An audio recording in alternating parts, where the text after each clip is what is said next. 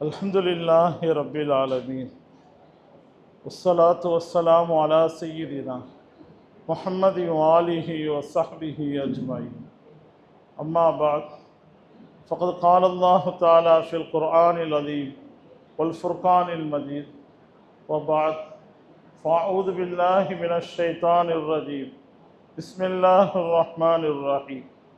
Ya ayyatuhan nafsul mutma'inna. ارجعي إلى ربك راضية مرضية فادخلي في عبادي وادخلي جنتي صدق الله العظيم. وقال رسول الله صلى الله عليه وسلم لا تقوم الساعة حتى يقول الله الله.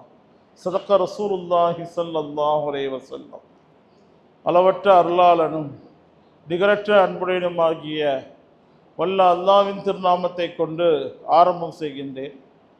சாந்தியும் சமாதானமும் அவனுடைய தூதர் எம்பெருமானார் ஹஸரத் ரசூலே கரீம் ஸல்லல்லாஹு அலைஹி வஸல்லம் அவர்கள் மீதும் அன்னாரின் அடிச்சுவற்றை அப்படியே பின்பற்றிய சத்திய சஹாபாக்கள், தாபிஈன்கள், தபா தாபிஈன்கள், மேலும் இந்த இஸ்லாத்திற்காக வேண்டி இந்த இஸ்லாம் முழு உலகத்திற்கும் செல்ல வேண்டும், முழு உலகத்தில் உள்ள எந்த ஒரு தாயாக இருந்தாலும் அந்த தாய் தன்னுடைய கருவறையிலிருந்து வெளியே வரக்கூடிய அந்த குழந்தை முஸ்லீமாக மூமினாக இருக்க வேண்டும் என்பதற்காக வேண்டி தன்னுடைய உடல், உயிர், தன்னுடைய சொந்தம், பந்தம் என்று அனைத்தையுமே அல்லாஹ்விற்காக வேண்டியே அர்ப்பணம் செய்து முழு உலகத்திற்கும் சென்று இந்த இஸ்லாத்தை பரப்பிய அந்த நல்லோர்கள், நாதாக்கள், சுஹதாக்கள், சாலிஹீன்கள் மீதும் உலகத்தில் உள்ள முஸ்லிமான ஆண்கள், பெண்கள்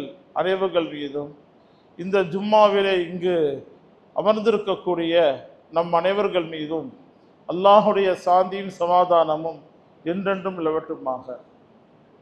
கண்ணியத்திற்குரியவர்களே,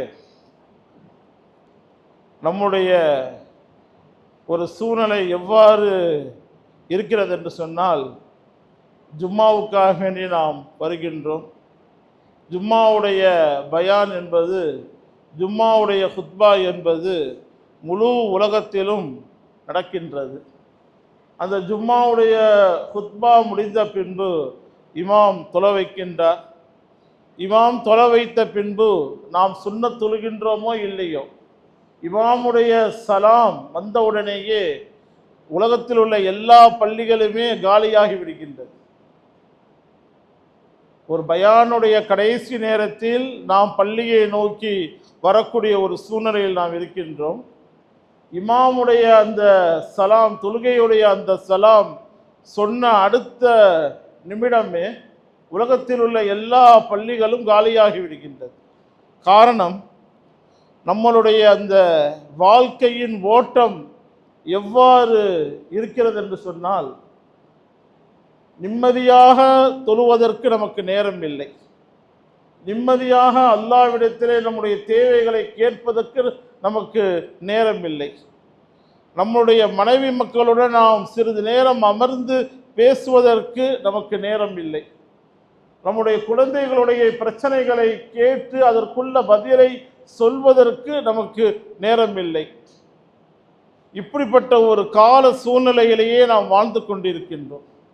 எந்தளவு என்று சொன்னால், நமக்கு மிக நெருக்கமான, நம்முடன் மிக நெருங்கி பழகிய ஒரு நண்பர் மரணித்து விட்டார் என்ற ஒரு செய்தி நமக்கு வந்தவுடன் சிறிது நேரம் நாம் கவலைப்படுகின்றோம்.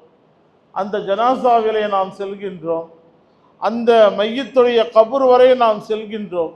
அந்த மையத்துடைய கபருக்கு சென்று அந்த மையத்தை அடக்கிய வந்த பின்பு நம்முடைய அடுத்த பிரச்சனையை நோக்கி நாம் ஓடிக்கொண்டிருக்கக்கூடிய ஒரு சூழ்நிலை என்பது இன்றைய காலகட்டத்தில் இருக்கின்றது. கணித்திற்குரியவர்களே, ஒரு காலம் இருந்தது, நாயகர் ரசூல் கரீம் ஸல்லல்லாஹு அலைஹி வஸல்லம் அவர்களுடைய அந்த காலம், சஹாபாக்களுடைய காலம், தாபிஈன்கள், தபா தாபிஈன்களுடைய காலம், இறைநேசர்களுடைய காலம். எவ்வாறு என்று சொன்னால், நாம் சம்பாதிக்கக்கூடிய அந்த வருமானத்திலே ஒரு பரக்கத் இருந்தது. நம்மளுடைய வீட்டிலே சொந்த பந்தங்கள் எத்தனை நபர்கள் வந்தாலும் அவர்களை கவனித்து அவர்களை வயிறார அவர்களுடைய எல்லா தேவைகளையும் கொடுத்து அவர்களை அனுப்பக்கூடிய ஒரு பரக்கத்தான ஒரு சூழ்நிலை இருந்தது.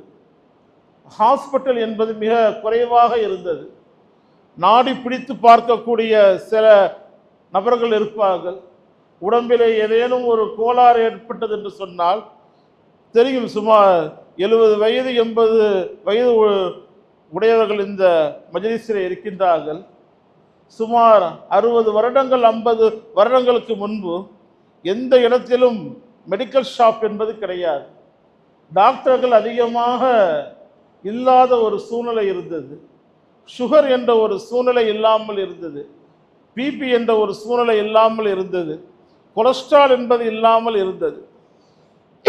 யாருக்கேனும் உடம்பில் ஏதேனும் ஒரு பிரச்சனை ஏற்பட்டது என்று சொன்னால் சில வயதானவர்கள் நம்முடைய நாடியை பிடித்து பார்ப்பார்கள். அந்த நாடியை பிடித்து பார்த்து அதற்குரிய சில பாட்டி வைத்தியம் என்று சொல்லப்படக்கூடிய நம்முடைய வீட்டில் இருக்கக்கூடிய கசாயம் போன்ற ஏதேனும் ஒன்றை சாப்பிட சொல்லுவார்கள். நம்முடைய உடம்பு சரியாகிவிடும்.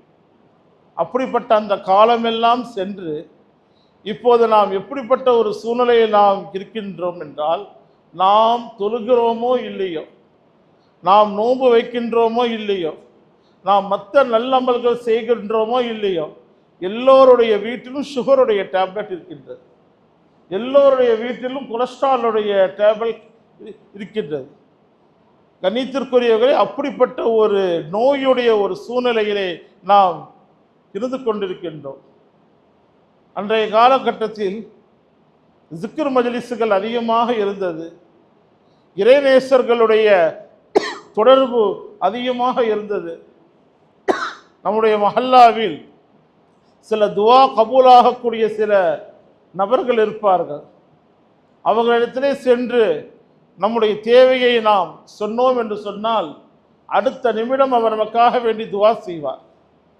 ஒரு பொருளாதார பிரச்சனை, ஒரு நோயுடைய ஒரு பிரச்சனை, ஒரு வீட்டில் ஒரு சரியான ஒரு வரன் அமையாத ஒரு சூழ்நிலை, வெளிநாட்டுக்கு சென்று ஒரு நிம்மதியில்லாத ஒரு சூழ்நிலை, இந்த நேரத்தில் ஒரு நம்முடைய மஹல்லாவிலே அங்கு இருக்கக்கூடிய இமாமிடத்திலே சென்று நம்முடைய தேவைகளை நாம் சொல்லுவோம்.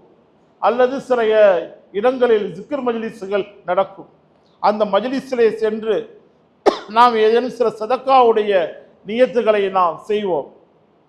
எனக்கு இந்த பிரச்சனை எனக்கு நீங்கிவிட்டால் நான் மதரசா மாணவர்களுக்கு சாப்பாடு ஆக்கி கொடுப்பேன், என்னுடைய ஊரில் கஷ்டப்படக்கூடிய மக்களுக்கு துணி வாங்கி கொடுப்பேன், என்னுடைய ஊரிலே பொருளாதாரம் இல்லாதவர்களுக்கு அரிசி மூட்டை வாங்கி கொடுப்பேன் என்று சில நியத்துகளை நாம் செய்வோம். அதற்கடுத்து பார்த்தோம் என்று சொன்னால் நம்முடைய நிலைமை அப்படியே மாறிவிடும். வெளிநாட்டிலே வேலை கிடைக்காதவர்களுக்கு வேலை கிடைத்துவிடும். வரன் அமையாதவர்களுக்கு நல்ல ஒரு வரன் அமைந்துவிடும். கடன் தொல்லையிலே இருக்கக்கூடியவர்களுடைய கடன் என்பது நீங்கிவிடும். ஆனால் இன்றைய காலம் எவ்வாறு இருக்கிறது என்று சொன்னால், நாம் செய்யக்கூடிய அந்த வேலையை நம்பி நாம் அதிகமான பொருட்களை 0% இஎம்ஐ என்ற அடிப்படையில் நாம் அதிகமான பொருட்களை வாங்கிவிடுகின்றோம். நாம் சம்பாதிக்கக்கூடிய அந்த சம்பாத்தியத்தில் ஒரு பெரிய பகுதி அந்த இஎம்ஐக்கே சென்று விடுகின்றது. நமக்கு ஏதேனும் சூழ்நிலையின் காரணமாக நம்முடைய வேலை நின்றுவிட்டது, நம்முடைய வேலையை நமக்கு ராஜினாமா செய்ய வேண்டிய ஒரு சூழ்நிலை ஏற்பட்டது என்று சொன்னால் நாம் மிக ஒரு மனக்குழப்பத்துக்கு நாம் ஆளாகி விடுகின்றோம். நாம் இஎம்ஐயின் மூலமாக வாங்கிய வீடு, இஎம்ஐயின் மூலமாக வாங்கின அந்த கார், இஎம்ஐ மூலமாக வாங்கின அந்த பைக்குடைய நிலைமை என்னவென்று தெரியாமல் எத்தனையோ சில இடங்களில் சிலர்கள் தங்களுடைய உயிரையே மாய்த்து விடுகின்றார்கள். இன்னும் சில இடங்களில் என்ன செய்வது என்று தெரியாமல் அவர்கள் ஒரு மனக்குழப்பத்தின் பக்கம் அவர்கள் வந்து விடுகின்றார்கள். கணித்திற்குரியவர்களே, நம்முடைய மூதாதைகளுடைய நிலைமை எவ்வாறு இருந்தது என்று சொன்னால், யாரேனும் ஏதேனும் ஒரு பிரச்சனை என்று வந்துவிட்டால் அவர்களுக்கு அள்ளி கொடுக்கக்கூடிய ஒரு தன்மை நம்முடைய மூதாதைகளிடத்தில் இருந்தது. அன்றைய காலகட்டத்தில் மிகப்பெரிய பள்ளிவாசல்கள் இல்லை, கற்களால் கட்டப்பட்ட பள்ளிவாசல்கள் தான் இருந்தது. ஏசி என்பது எந்த பள்ளியிலும் அன்றைய காலகட்டத்தில் இல்லை. எல்லா மனிதர்களிடத்திலும் அந்த தொழுகை என்பது இருந்தது. சதக்கா செய்யக்கூடிய தன்மை அதிகமாக இருந்தது. தஹஜ்ஜத் தொழக்கூடிய அந்த ஒரு தன்மை இருந்தது. ஒரு காலகட்டத்தில் ஃபஜருடைய தொழுகையை தொழுதுவிட்டு நாம் நம்முடைய வீட்டை நோக்கி வரக்கூடிய நேரத்தில் அதிகமான வீடுகளில் முற்றத்தை பெருக்கி அந்த முற்றத்தை அவர்கள் சுத்தம் செய்து அதிகமான பெண்களுடைய வீடுகளில் குர்ஆன் ஓதக்கூடிய சத்தம் கேட்கும். அந்த நிலைமையெல்லாம் மாறிவிட்டது. சில மனிதர்கள் சில நேரங்களில் மஷூரா செய்வதற்காக வேண்டி வருவார்கள். இரவில் நீங்கள் எத்தனை மணிக்கு நீங்கள் தூங்குகிறீர்கள் என்று சொன்னால் 1 மணி ஆகிவிடுகின்றது, 2 மணி ஆகிவிடுகின்றது என்ற ஒரு சூழ்நிலையை சொல்கின்றார்கள். ஒரு நேரத்திலே நாம் ட்ரெயினிலே நாம் சஃபர் செய்தோம் என்று சொன்னால் ஒரு 10 மணி ஆகிவிட்டது என்று சொன்னால் அனைவரும் தூங்கி விடுவார்கள். ஆனால் இன்றைய காலகட்டத்தில் நாம் பார்த்தோம் என்று சொன்னால் சுமார் 2 மணி 3 மணி அளவு ட்ரெயினாக இருந்தாலும் சரி, ஃப்ளைட்டாக இருந்தாலும் சரி, பஸ்ஸாக இருந்தாலும் சரி, நம்முடைய வீடாக இருந்தாலும் சரி, எல்லோருடைய கையிலும் ஒரு செல்ஃபோன் இருக்கின்றது. அந்த செல்ஃபோனை வைத்து 2 மணி வரை நாம் ஃபோனை பார்த்து கொண்டே இருக்கின்றோம். கடைசியாக நாம் தூங்குவதற்கு ஒரு 2 மணி 3 மணி ஆகிவிடுகின்றது.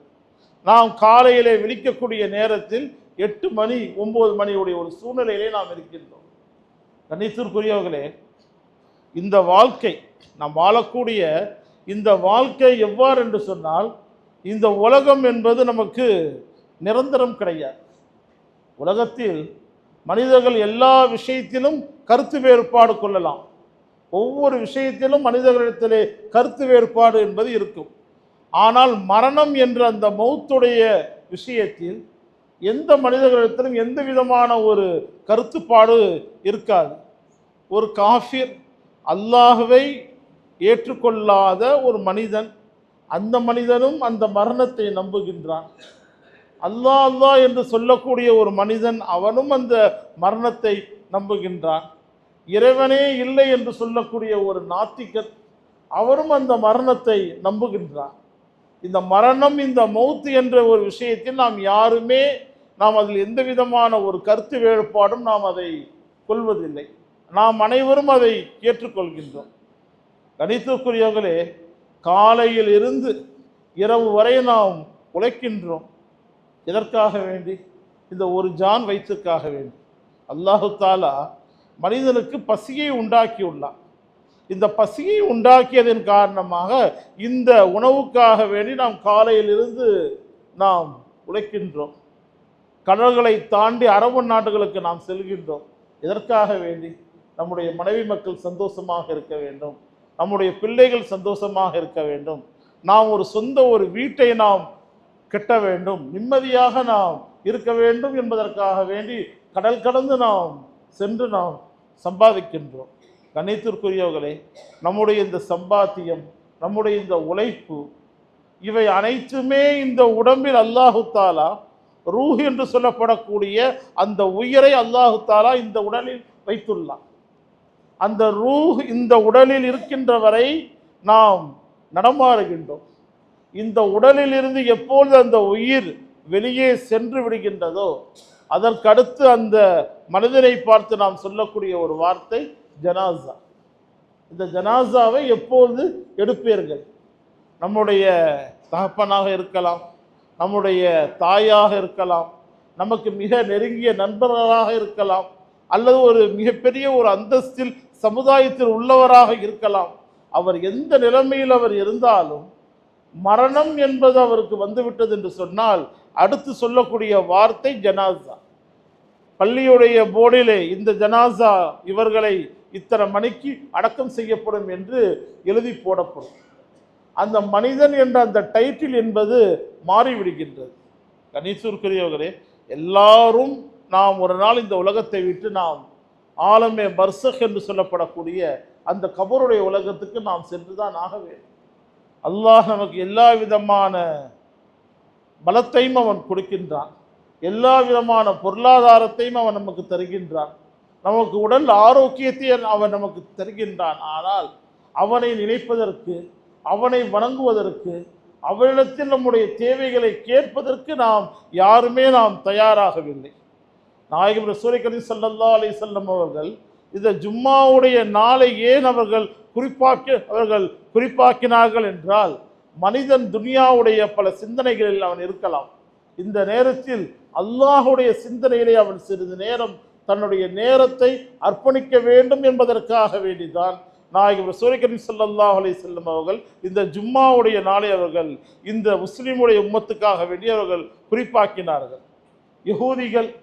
யூதர்கள் சனிக்கிழமை என்ற ஒரு நாளை அவர்கள் தங்களுக்காக வேண்டி அவர்கள் அதிலே ஏற்படுத்தி கொண்டுள்ளார்கள். நசராணிகள் என்று சொல்லப்படக்கூடிய கிறிஸ்டின் அவர்கள் தங்களுடைய இயேசுவை வணங்க வேண்டும் என்பதற்காக வேண்டி ஞாயிற்றுக்கிழமையை அவர்கள் குறிப்பாக்கி உள்ளார்கள். கண்ணியத்திற்குரியவர்களே, இந்த ஜும்மாவுடைய இந்த பயான், ரமலானுடைய அந்த மாதம், ஹஜ்ஜுடைய பெருநாள், மீலாது நபி, லைலத்துல் கத்ர், இதெல்லாம் ஒவ்வொரு வருடங்களும் வந்து கொண்டே இருக்கின்றது. நாமும் அதை கடந்து கொண்டே தான் இருக்கின்றோம்.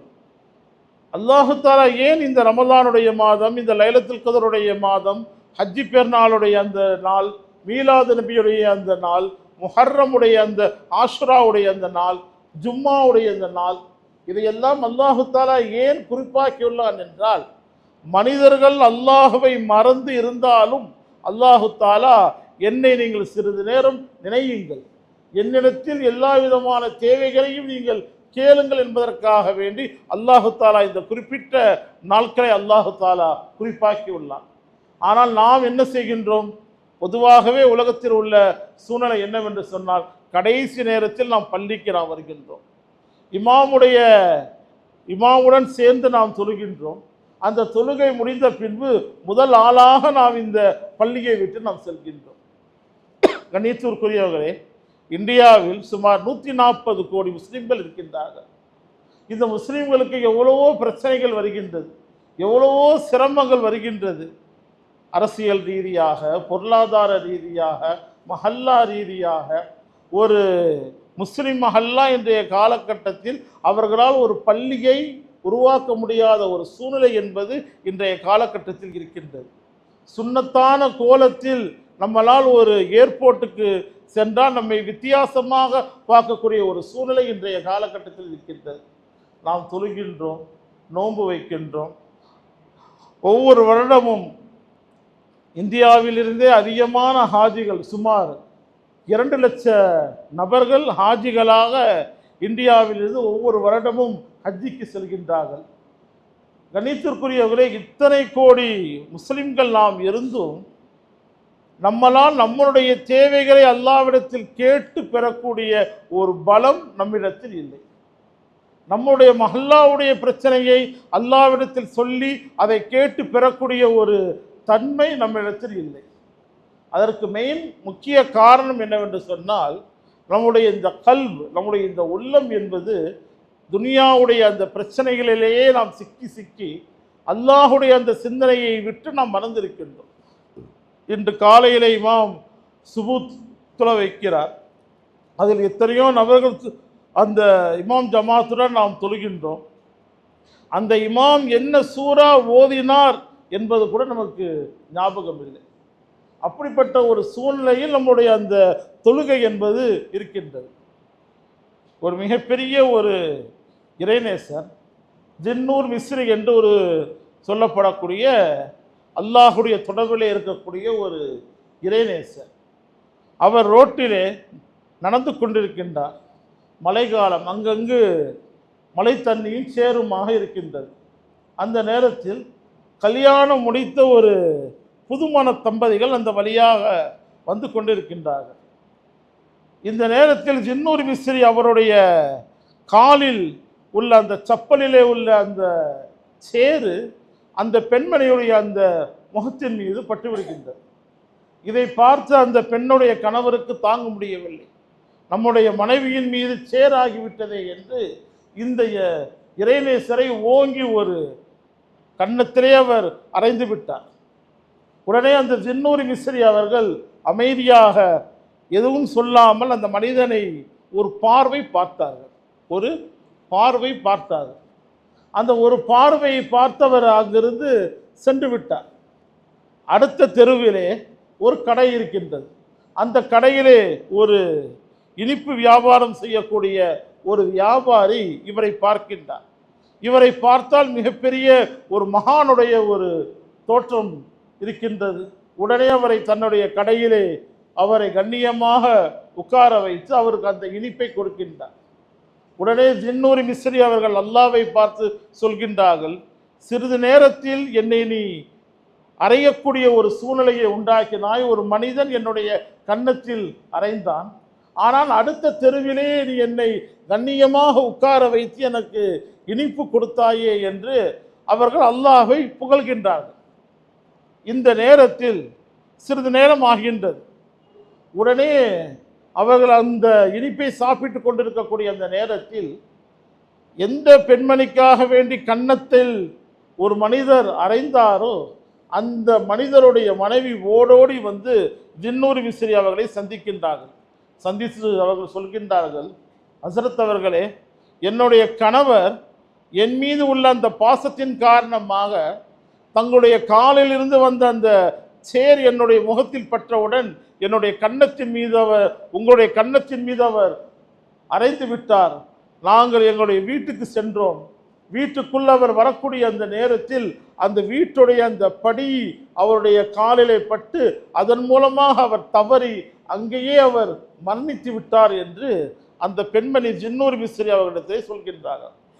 உடனே ஜின்னூரி மிஸ்ரி அவர்கள் சொல்கின்றார்கள், உன்னுடைய கணவர் உன் மீது அன்பு வைத்துள்ளார், உன் மீது அவர் முஹப்பத் வைத்ததின் காரணமாக அவர் என்னை அறைந்தார். ஆனால் இறைவன் என் மீது முஹப்பத் வைத்துள்ளார். இறைவன் என் மீது முஹப்பத் வைத்துள்ளான். அந்த முஹப்பத்தின் காரணமாக இறைவன் அவரை மரணித்து விட்டான், மரணிக்க செய்து விட்டான் என்று ஜின்னூரி மிஸ்ரி அவர்கள் சொல்கின்றார். கண்ணியத்திற்குரியவர்களே, நமக்கு எப்பொழுது அல்லாஹுடைய தொடர்பும் நாயகம் ரசூலை கரீம் ஸல்லல்லாஹு அலைஹி வஸல்லம் அவருடைய தொடர்பும் எப்பொழுது நமக்கு இல்லையோ நாம் ஒரு ஜனமாகத்தான் நாம் வாழ்ந்து கொண்டிருக்கின்றோம். உம்ராவுக்கு எத்தனையோ நபர்கள் செல்கின்றார்கள். நம்முடைய மஹல்லாவில் இருந்து, நம்முடைய சொந்த பந்தங்களில் இருந்து, சில நேரங்களில் நாம் கூட செல்கின்றோம். அவ்வாறு செல்லக்கூடிய நேரத்தில் எல்லோரும் சொல்லக்கூடிய ஒரு வார்த்தை என்ன? நீங்கள் மதீனாவுக்கு சென்றால் நாயகம் ரசூலை கரீம் ஸல்லல்லாஹு அலைஹி வஸல்லம் அவருடைய அந்த ரௌதா ஷரீஃபில் என்னுடைய சலாமை எத்தி வையுங்கள். இது நாம் அனைவரும் சொல்வோம். கணீசூர்க்குரியவர்களே, எந்த நம்பிக்கையில் நாம் சொல்கின்றோம்? 1400 வருடங்கள் ஆகிவிட்டது நாயகம் ரசூலை கரீம் ஸல்லல்லாஹு அலைஹி வஸல்லம் அவர்கள் இந்த உலகத்தை விட்டு சென்று 1445 வருடங்கள் ஆகிவிட்டது. இருந்தாலும் நபி அவர்கள் அந்த மதீனாவில் இன்னும் அவர்கள் வாழ்ந்து கொண்டிருக்கின்றார்கள். அவர்களுடைய மிகப்பெரிய ஒரு அரசாட்சி என்பது அந்த மதீனாவிலே நடக்கின்றது. எனவே நபி அவர்களை இவர்கள் சந்திக்க சென்று நம்முடைய சலாத்தை அவர்கள் அங்கு எத்தி வைத்தால் நபி அவர்கள் அதற்கு பதில் சொல்வார்கள் என்ற முழு நம்பிக்கையில் நாம் சலாத்தை சொல்கின்றோம். சில நேரங்களில் நாம் மதீனாவுக்கு சென்றால் இந்த மஜ்லிஸில் எத்தனையோ நபர்கள் உம்ரா செய்தவர்கள் இருந்திருக்கலாம், அல்லது சவுதியிலேயே வேலை செய்து மதீனாவுக்கு பல தடவை நாம் அங்கு சென்றிருக்கலாம், அல்லது நாம் ஹஜ்ஜிக்கு நாம் அங்கு சென்றிருக்கலாம். நாம் அங்கு நபியுடைய ரௌதா ஷரீஃபுக்கு நாம் சென்று அந்த ரௌதா ஷரீஃபுக்குள் நாம் நுழைந்த உடனேயே நம்முடைய உடம்பெல்லாம் உயர்த்து விடுகின்றது. நம்முடைய உடம்பிலே ஒரு நடுக்கம் வருகின்றது. நம்முடைய கண்களிலிருந்து கண்ணீர் வருகின்றது. நாயகம் ரசூலை கரீம் ஸல்லல்லாஹு அலைஹி வஸல்லத்துடைய அந்த ரௌதா ஷரீஃபுக்கு நாம் சென்றவுடன் நபி அவர்கள் அங்கு உட்கார்ந்து இருந்தால் எந்த ஒரு கைஃபியத், எந்த ஒரு ஹால் ஏற்படுமோ அந்த ஹாலிலே நாம் அழுது அஸ்ஸலாத்து வஸ்ஸலாமு அலைக்க யா ரசூலல்லாஹ் என்று நாம் சொல்கின்றோம். கண்ணியத்திற்குரியவர்களே, நாம் இவ்வாறு சலாம் சொல்லக்கூடிய அந்த நேரத்தில் நபி அவர்கள் அதற்குரிய பதிலை கண்டிப்பாக சொல்வார்கள். இதுதான் அஹ்ல சுன்னத் வல் ஜமாத்துடைய ஒரு கொள்கை. இந்த நேரத்தில் நாம் என்றாவது நபி அவர்கள் அந்த சொன்ன அந்த சலாத்தை நம்முடைய காதினால் நாம் கேட்டுள்ளோமா? சொல்லுங்க. நபி அவர்களிடத்திலே சென்று நாம் சலாம் சொல்கின்றோம். யா ரசூலல்லாஹ், என்னுடைய மனைவி தங்களுக்கு சலாம் சொன்னார்கள், என்னுடைய நண்பர்கள் தங்களுக்கு சலாம் சொன்னார்கள், எங்களுடைய மஹல்லாவில் இருக்கக்கூடியவர்கள் சலாம் சொன்னார்கள் என்று நாம் சொல்கின்றோம். அந்த சலாத்துடைய பதிலை நாம் என்றைக்காவது நாம் நம்முடைய காதிலே நாம் கேட்டுள்ளோமா என்றால் கண்ணியத்திற்குரியவர்களே, அது கேள்விக்குறியாகத்தான் இருக்கின்றது. நாம் அந்த சலாத்தை நாம் கேட்கவில்லை என்று சொன்னால் நாம் இந்த உலகத்தில் உயிரோடு இருந்தும் மரணித்த ஒரு நபரை போன்றுதான். ஆனால் அன்றைய காலகட்டத்தில் வாழ்ந்த அந்த இறைநேசர்களிடத்தில் நபி அவர்களிடத்திலே இருந்து வரக்கூடிய அந்த பதிலை கேட்கக்கூடிய அந்த பலம் அவர்களிடத்திலே இருந்தது. ஹாஜா முஹைனுதீன் சிஷ்டி ரஹ்மத்துல்லாஹி அலைஹி அவர்கள் நாயகம் ரசூலை கரீம் ஸல்லல்லாஹு அலைஹி வஸல்லம் அவருடைய தர்பாருக்கு செல்கின்றார்கள். யா ரசூலல்லாஹ், ஒவ்வொரு நாளும் நான் தஹஜ்ஜத்துடைய நேரத்தில் என்னுடைய ரூஹின் மூலமாக தங்களுடைய தர்பாருக்கு நான் வருவேன். ஆனால் இன்று நான் என்னுடைய உடம்புடன் தங்களுடைய தர்பாருக்கு வந்து நான் தங்களுக்கு நான் சலாம் சொல்கின்றேன் யா ரசூலல்லாஹ் என்று அவர்கள் நபியுடைய தர்பாரிலே அவர்கள் சலாம் சொல்கின்றார்கள். சலாம் சொன்ன அடுத்த நிமிடமே வலைக்கும் அஸ்ஸலாம் யா ஹாஜா முஹைனுத்தீன் என்று அவர்களுக்கு அடுத்த பதில் பெறுகின்றது. இந்த பதிலை கேட்டவுடன் அவர்களுடைய கை காலெல்லாம் அப்படியே நடுங்கி விடுகின்றது. அடுத்த நிமிடம் நாயகம் ரசூலை கரீம் ஸல்லல்லாஹு அலைஹி வஸல்லத்துடைய அந்த ரவுதா ஷரீஃபில் இருந்து வந்தது, என்னுடைய எல்லா சுன்னத்தையும் நீங்கள் பின்பற்றி விட்டீர்கள், ஆனால் நிக்காஹ் என்று சொல்லப்படக்கூடிய அந்த கல்யாணம் என்ற ஒரு சுன்னத்தை இன்னும் நீங்கள் அதை பின்பற்றவில்லையே யா ஹாஜா என்று கேட்டவுடன் உடனே அவர்கள் தன்னுடைய நாட்டுக்கு அவர்கள் வருகின்றார்கள். அவர்கள் நபி சொன்னதின் காரணமாக தன்னுடைய தள்ளாத வயதில் அவர்கள் நிக்கா செய்தார்கள் என்று வரலாறு நமக்கு சொல்லப்படுகின்றது. கண்ணியத்திற்குரியவர்களே, நாயகம் ரசூலை கரீம் ஸல்லல்லாஹு அலைஹி வஸல்லம் அவர்கள் உயிருடன் இருக்கும் போதும் தன்னுடைய சஹாபாக்களுக்கு அவர்கள் பதில் சொன்னார்கள். நாயகம் ரசூலை கரீம் ஸல்லல்லாஹு அலைஹி வஸல்லம் அவர்கள் மரணித்த பின்பும் அவர்கள் தன்னுடைய சஹாபாக்களுக்கு அவர்கள் எல்லா விதமான பதிலையும் சொன்னார்கள். சுமார் 1445 வருடங்கள் ஆன பின்பும் இன்றும் நாயகம் ரசூலை கரீம் ஸல்லல்லாஹு அலைஹி வஸல்லம் அவருடைய தர்பாரிலிருந்து அந்த சலாத்துக்கு பதில் வந்து கொண்டே இருக்கின்றது. அந்த பதில் நமக்கு விழவில்லை என்று சொன்னால் நம்முடைய பலகீனம். எனவே கண்ணியத்திற்குரியவர்களே, எத்தனையோ நபர்கள் அங்கு சென்று துவா செய்கின்றார்கள், யா ரசூலல்லாஹ், யா அல்லாஹ், நான் இந்த ஜன்னத்துல் பக்கீலேயே நான் அடக்கமாக வேண்டும் என்று. சில பேர்களுக்கு அல்லாஹ் தஆலா அந்த நசீபை அங்கு கொடுக்கின்றார். சில நபர்கள் காபத்துல்லாவிலே மரணிக்க வேண்டும் என்று அவர்கள் துவா செய்கின்றார்கள், அல்லாஹ் அந்த துவாவை அல்லாஹ் கபூல் செய்கின்றான். சில பேர் ஹஜ்ஜுடைய இடத்திலேயே அவர்கள் மரணிக்க வேண்டும் என்று அவர்கள் துவா செய்கின்றார்கள், அல்லாஹ் அதை கபூல் செய்கின்றான். எனவே கண்ணியத்திற்குரியவர்களே, நாம் இந்த உலகத்தில் உழைக்கின்றோம். நம்முடைய மனைவிக்காக வேண்டி, நம்முடைய மக்களுக்காக வேண்டி, நம்முடைய குழந்தைகளுக்காக வேண்டி நாம் உழைக்கின்றோம். அவர்களுடைய சிந்தனையிலேயே நாம் இருக்கின்றோம். ஆனால் அந்த மனைவி மக்களை கொடுத்த அந்த ரப்புடைய சிந்தனை என்பது நமக்கு மிக அவசியம் தேவை. உடம்பு சரியில்லை, நம்மை அழைத்து டாக்டரிடத்திலே செல்வதற்கு ஆள் இருக்கின்றார்கள், வீட்டிலே கரண்ட் இல்லை, அசந்து தூங்குகின்றோம், இரவு நேரத்தில் கரண்ட் சென்று விடுகின்றது. உடனே நாம் நம்முடைய வீட்டை விட்டு வெளியே வந்து அந்த காற்றை வாங்கி கொள்ளலாம். இந்த உலகத்தில் எந்த பிரச்சனை நமக்கு ஏற்பட்டாலும் அந்த பிரச்சனையை நாம் சரி செய்து விடலாம். ஆனால் கபரிலே நம்மை அடக்கி நம்முடைய உடம்பை அந்த கபருக்குள் வைத்து அங்கு மண்ணை போட்டுவிட்டு அனைவரும் சென்று விடுவார்கள். பொதுவாகவே கபரிலே ஒரு மனிதனை அடக்கக்கூடிய நேரத்தில் மிக வேகமாக அடக்குவார்கள், மிக வேகமாக மண்ணை போடுவார்கள், மிக வேகமாக அந்த இடத்தை விட்டவர்கள் வெளியே வந்து விடுவார்கள். காரணம், அந்த கபர் என்பது அந்தளவு ஒரு சூடான ஒரு இடம். எனவே கண்ணியத்திற்குரியவர்களே, நாமும் ஒரு நாள் கபருக்கு சென்று தான் ஆக வேண்டும். நம்மை அடக்கி அனைவரும் வந்து விடுவார்கள். நாம் சம்பாதித்த சொத்து, நம்முடைய மனைவி மக்கள்கள் அனைவரும் அவரவர்களுடைய வேலையை பார்த்து விடுவார்கள். அங்கு நமக்கு எந்த வேதனை வந்தாலும் அந்த வேதனையை நாம் தான் தாங்கிக் கொள்ள வேண்டும். எனவே கண்ணியத்திற்குரியவர்களே, நாம் தொழக்கூடிய அந்த தொழுகை அல்லாஹுடைய சிந்தனை அதில் இருக்கின்றதா? நாம் வைக்கக்கூடிய அந்த நோன்பு அல்லாஹுடைய சிந்தனையிலே இருக்கின்றதா? நாம் கையேந்தினால் நம்மால் அந்த துவா கபூலாகக்கூடிய துவாவாக இருக்க வேண்டும். இதுதான் நம்முடைய நோக்கம். எனவே கணித்திற்குரியவர்களே, அல்ஹம்துலில்லாஹ், அந்த அடிப்படையில் அல்லாஹுடைய அந்த தொடர்பை நமக்கு வேண்டும் என்ற அடிப்படையில் சில்சிலா நக்ஷபந்தியா வைசியாவுடைய அடிப்படையில் அந்த ஜிக்ரு மஜ்லிஸ் என்பது முழு உலகத்திலும் நடக்கின்றது. தஹஜ்ஜுடைய நேரத்தில் முழு உலகத்திலிருந்தும் பல நபர்கள் தஹஜ்ஜுடைய நேரத்தில் அந்த ஆன்லைனிலே அவர்கள் ஜிக்ரு உடைய தொடர்புடைய அவர்கள் வருகின்றார்கள். அனைவரும் சொல்கின்றார்கள், நாங்கள் துவா செய்கின்றோம், அந்த துவாவை நாங்கள் பரிபூர்ணமாக நாங்கள் அடைகின்றோம் என்று எத்தனையோ நபகலத்தில் இருந்து பதில் வருகின்றது.